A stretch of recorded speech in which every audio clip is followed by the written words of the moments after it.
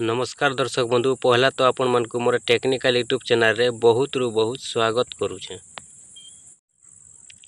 आज भिडियोटा होचे पीएम किसान योजना के नहीं करी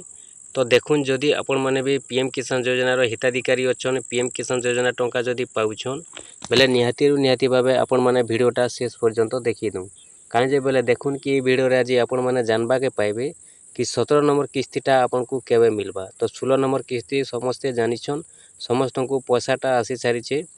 28 तारीख फेब्रुआरी 2024 रे किंतु वर्तमान जेनता कि समस्ते आम हिताधिकारी समस्ते चाषी भाई माने वेटिंग रे अछन कि 17 नंबर किस्तीटा किसान योजनार केबे मिलबा। तो से विषय आज आपण माने वीडियो रे टोटल इनफॉरमेशनटा पाई जिवे निहाती भावे आज आपण माने वीडियोटा शेष पर्यंत देखि दउ। तो इनो जेनटा कि आपण को कहबा के चाहेमी तार आगरू कि जेन माने भी किसान योजना टंका पाउच किसान योजनार हिताधिकारी अच्छन जदि आपण को लिस्ट ना अच्छे फिर भी जदि आपण माने पैसा नहीं पाइबार